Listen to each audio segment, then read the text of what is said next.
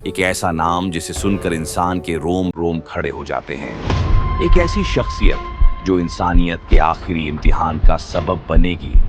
کہا جاتا ہے جب وہ زمین پر نکلے گا تو حق اور جھوٹ کا فرق پہچاننا مشکل ہو جائے گا۔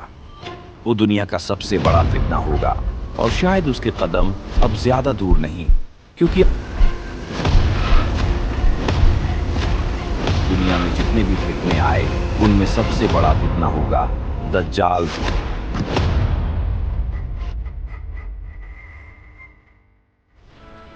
رسول اللہ صلی اللہ علیہ وسلم نے فرمایا، نبی نے اپنی قوم کو دجال سے ڈرایا ہے، کیونکہ اس کا فتنہ اتنا بڑا ہوگا کہ ایمان والے لوگ بھی ہل جائیں گے۔ وہ ایک انسان ہوگا لیکن اس کے پاس شیطانی قوتیں ہوں گی۔ اس کی چال ایسی ہوگی کہ دنیا کے بڑے سے بڑے عقل مند لوگ بھی اس کے جھانسے میں آ جائیں گے۔ کہا جاتا ہے کہ دجال کا پیدا پہلے ہی ہو چکا ہے، وہ دنیا کے کسی حصے میں ہے، لیکن اللہ نے اسے ابھی زمین پر نکلنے کی اجازت نہیں دی۔ حضرت امین داری رضی اللہ عنہ کی حدیث میں آتا ہے کہ انہوں نے ایک جزیرے پر ایک شخص دیکھا جو بھاری زنجیروں میں قید تھا۔ اس نے کہا، میں دجال ہوں، مجھے ابھی نکلنے کی اجازت نہیں ملی، لیکن جب وقت آئے گا میں دنیا میں فتنہ پھیلاؤں گا۔ دجال ایک آنکھ سے اندھا ہوگا اور دوسری آنکھ چمکے گی جیسے تارے کی روشنی۔ اس کے ماتھے پر لکھا ہوگا کافر، جسے ہر مومن پڑھے گا، چاہے وہ ان پڑھ ہو یا پڑھا لکھا۔ اس کا جسم بڑا رنگ لال سا، بال گہرائے ہوئے، وہ آسمان سے بارش برسا سکے گا، زمین سے پودے اگا سکے گا، اور ایک جگہ کے لوگوں کو امیر اور دوسری جگہ کے لوگوں کو بھوکا کر دے گا۔ دجال کے پاس اللہ نے ٹیمپریری پاورز دی ہوں گی، لیکن یہ پاورز جتنے کی آزمائش ہوں گی، وہ آسمان سے بارش برسا سکتا ہوگا، زمین سے دولت نکلوا سکتا ہوگا، موت اور زندگی کا دھوکا دے سکتا ہوگا، ایک شخص کو مار کر زندہ کر کے دکھائے گا۔ اس کے پاس جنت اور جہنم جیسا پریوجن ہوگا، جو لوگ اس کی جنت میں جائیں گے اصل میں آگ۔ رسول اللہ صلی اللہ علیہ وسلم نے فرمایا، اس کے ساتھ آگ اور پانی ہوگا، لیکن اس کا پانی آگ ہوگا اور آگ پانی، یعنی دجال کا سب سے بڑا ہتھیار دھوکا اور ایلوژن ہوگا۔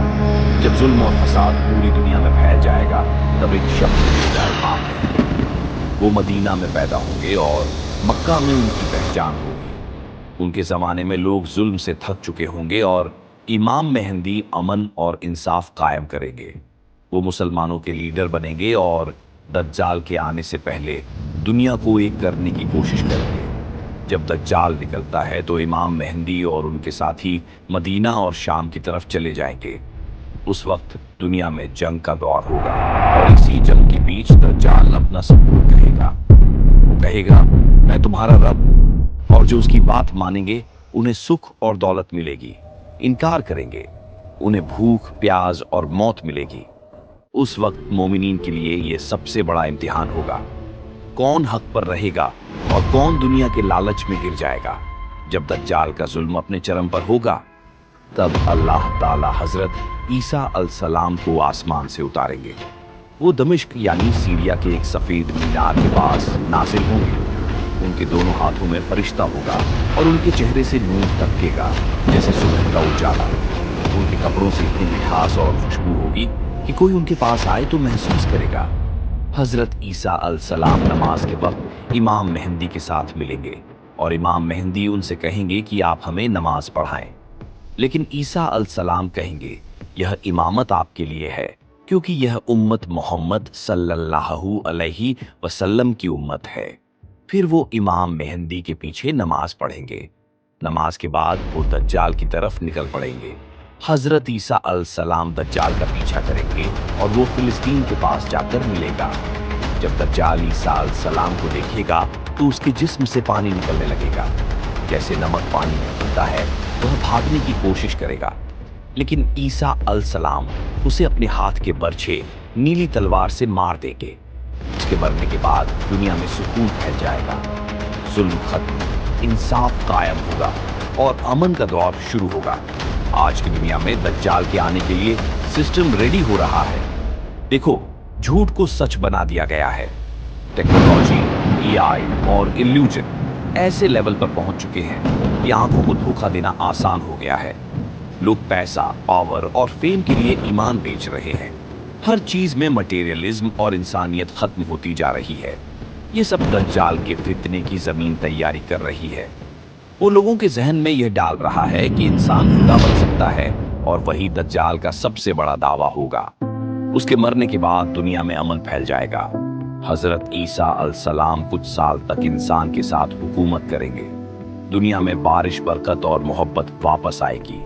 लेकिन याद रखो, इतना खत्म नहीं होता, वो सिर्फ टेस्ट होता है। दज्जाल गया, लेकिन उसका सिस्टम हमेशा आजमाइश बनकर रहेगा। दोस्तों, दज्जाल का दौर अब ज्यादा दूर नहीं लगता। उसका निकलना अल्लाह के एक हुक्म पर डिपेंड करता है, लेकिन उसके असर, उसका सिस्टम आज हमारे आसपास चल रहा है। रसूलुल्लाह सल्लल्लाहु अलैहि वसल्लम ने फरमाया, जो सूफ के पहले 10 आयत याद करेगा, वो दज्जाल के फितने से महफूज रहेगा। तो अपना ईमान मजबूत रखो, कुरान और सुन्नत का दामन थाम लो, क्योंकि जब अंधेरा बढ़ता है तो सिर्फ रोशनी ही रास्ता दिखाती है। ये थी कहानी उस शख्स की जो दुनिया के आखिरी फितने की निशानी है, दज्जाल। सब्सक्राइब